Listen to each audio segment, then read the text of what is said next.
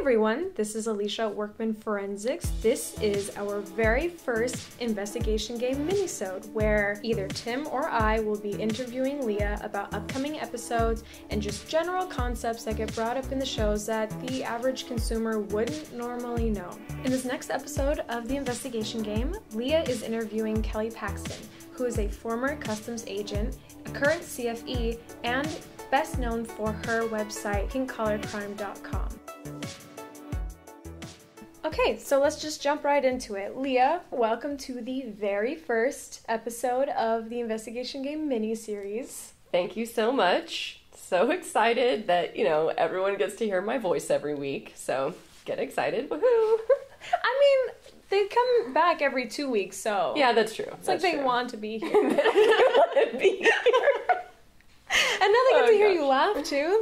Yeah, that's true. That's true. I might be a little more lively in these little mini-sodes. I hope so. So the point of these episodes, as I previously stated, is that people like me, or just any average person that's not in the accounting field, not in CFE, not in CPA, don't fully understand everything that we talk about in the show. Yep. Like, too often, I'll be editing the episode, and I have no idea what we're talking about. Yeah, I know. I'm so glad you made a point to say something, and then from that came our little minisodes. So I'm happy to answer whatever questions you have this week. Perfect. So I'm ready to just jump right into it. Do it. Okay, so next week's episode, you talk a lot about social media and just everything Kelly Paxton has done in her career and her past. So one of the first things I noticed in the episode that you bring up is TLO and Accurate. I'm not too sure what those are. We use them for investigative purposes, but they're public source databases. And Accurate is owned by LexisNexis, and we don't actually use that database here at Workman, so I'm not as familiar with that one. I think I used it whenever I was at the bureau. We used it there. TLO is something by TransUnion, like the credit report people. They also have this investigative database that's available to private investigators. It just lets us search by name, any other identifying information about somebody or about a company, and it'll just pull up any public records. It doesn't search county records, like county court records. So those you still have to go out to the individual places. But it's just kind of nice because if I wanted to know, more about you, Alycia, I could put your name in there, and let's say you're a subject of investigation. Okay, I don't just randomly run these on my friends, just for anyone listening. We don't just run them randomly on people. There's rules about using these databases.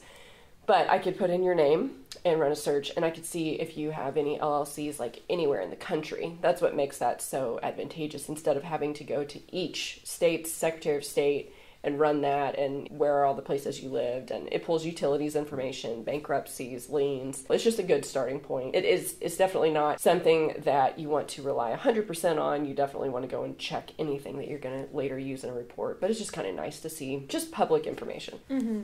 So, just so I'm clear, anybody is in this realm of public records, not just criminals, not just business owners. Oh, yeah. Everyone. Yeah. Anyone who has something public information about them. It's not searching out something nefarious or something that we shouldn't have access to. One of the questions I get asked a lot by clients is, can they send me a whole bunch of names and social security numbers and use our secret databases, which are not secret. I just told you what they were. But we can use the databases to can you look up all these bank accounts or whatever? There are some databases that allow that, and we do not use them because financial information is protected. There are ways of getting that information without breaching an individual's privacy. Okay, so can you explain a little bit about open source intelligence? Yeah, basically what I just described is open source intelligence. Okay. It's using publicly available information to then work an investigation.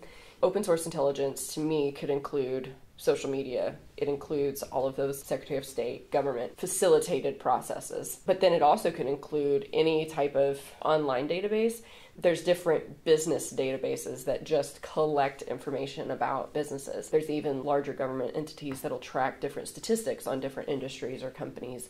SEC filings could also be a form of open source intelligence because that's where publicly traded companies file all of their financial information. So you can learn a lot from SEC filings just by reading the notes to the financial statements is one of my favorite places to look. But that idea of open source intelligence is really just using what is available to the public. Mm-hmm. When it comes to using somebody's social media as open source, what if their account is private?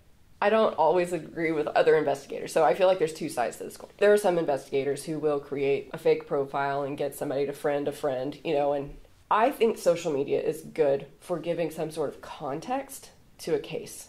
I don't think that social media is the evidence. If I find where they purchased a car and they're bragging about it on social media, and then I can see where a car was purchased on a bank statement, obviously I'm going to link those two things together. But I really don't like for social media to be my primary source of evidence. But that's just a personal preference, and I'm pretty conservative on that. I think that there are more ways to uncover information than to violate people's privacy. I agree, 100%. You can feel safe as long as I'm doing the investigation.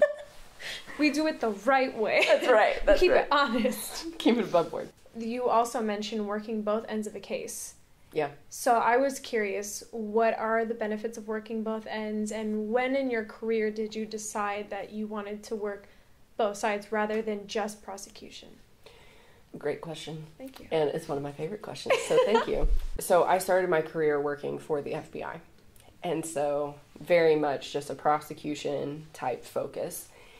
And then whenever I started working in the private sector at the public accounting firm, we had somebody ask us if we would work a defense case, and it didn't go anywhere, but it just kind of got me thinking, probably what I'm doing needs to be done for the other side. And so very early in my career, 4.5, 5 years in, whenever I started Workman, I just thought, you know what, I'm going to work whatever comes in. Because if I'm focusing on data, it shouldn't matter whether I believe someone or not. And so I've actually worked quite a few synthetic marijuana cases, and also for the defense, and also a bank fraud defense case. And whenever I started out, I actually asked quite a few attorneys and just mentors and people in town that I respected their opinion. I said, what do you think if I work both sides of this? And they said, I think that would greatly help your value as an expert witness, because it's showing that you're more open and that you're not as biased. If you're only ever testifying for one side over the other, you're just going to have some natural biases. And I have had people ask me while testifying, well, do you always testify for the defense, or do you always testify for prosecution, or whatever? And it's been really nice to be able to say, no, I work either. And they will ask additional questions. I get to say, well, I'm just focusing on data. And so in the types of cases we get hired to work on the defense, we're really just looking at the government's evidence, whether that's local, state, or federal, and we're looking at the government's evidence, and then we're looking at the number that they've connected to whatever crime. So synthetic marijuana, money judgment, how much did they sell of synthetic marijuana? Or a bank fraud, how much did they divert from the bank or use the bank's money incorrectly, inappropriately? And so we're really just looking at the government's number, looking at their supporting evidence, and then seeing, did they rely on data in order to determine this? And we've been very successful in creating some value and at least conversations to make sure that loss amount or that money judgment amount is based on fact.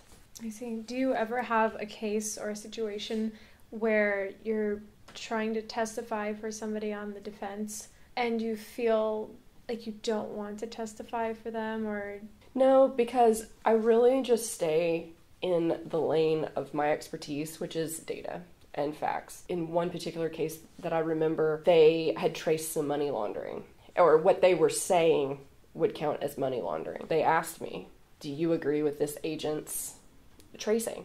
And I said, yes, I do. I agree. Money laundering was for the jury to decide, but as far as where did money come from and where did it go, I agreed 100% with the government's tracing. What my position was in that case was, whenever I trace this money, I don't see how, because for fraud, there's like an intent piece and then there's a benefit piece. And the benefit piece really hadn't been traced to the client. And so that was what a lot of my discussion was about. But at the same time, I'm not going to disagree with somebody I'm not going to disagree with the government just because I'm on the defense. I agreed with their analysis. Now, the jury then found that he wasn't guilty of money laundering, and that's up for the jury to decide. It's part of our code of ethics as fraud examiners that we can't give our opinion as to guilt or innocence. So instead, just really representing the facts and how we're interpreting those facts. Okay.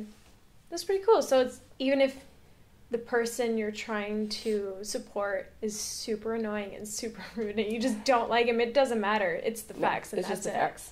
And in these cases too, I'm not giving an opinion on whether or not they sold synthetic marijuana. I mean, that's for everybody else to argue, or, you know, a lot of times the client says, yeah, I did sell that. What we're talking about is how much was sold. And that is where it's often overstated.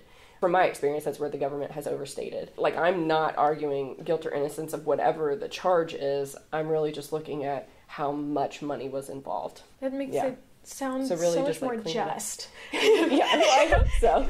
I mean, because I don't, the only people that actually know what happened in all of these cases are the people who were there, right? My client, the bank, the people buying synthetic marijuana. They're the only people that actually know what happened. So why am I going to weigh in to say what I think happened? Yeah. Or who was guilty or who was... I mean, that just seems ridiculous. Like, I don't know. I wasn't there. But what I do know is what patterns of money and evidence... Okay, I understand where the government's coming up with their loss number. I understand. But this data shows something different. And just being able to show that. And a lot of times the cases settle anyway once... you kind of show, okay, this number's a little high, but my client is saying it's a lot lower. It's really somewhere in the middle. And so then that's where I come in and get to help with that. I see. That's pretty cool. Yeah. Where I want to be is, what is this data and what does this data mean? And an expert, in my opinion, should really just be helping a judge, jury, the other side, understand what we're looking at. Yeah. Because this is a very specialized field. You know, the whole reason we're having the Minisode, because not everyone knows all these things. So it's really, known. I'm like this liaison almost to just try to explain to everybody what we're looking at. I see. That's so much clearer. Okay. Well, good. Wow.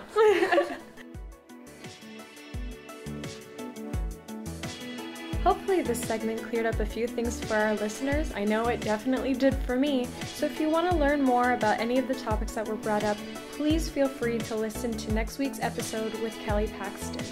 Also, if you want to keep up with upcoming episodes or different topics we bring up on the podcast, subscribe to the Investigation Game podcast or email us at podcast@workmanforensics.com. We'll answer any questions about forensics, forensic accounting, or just investigation. Thanks for listening.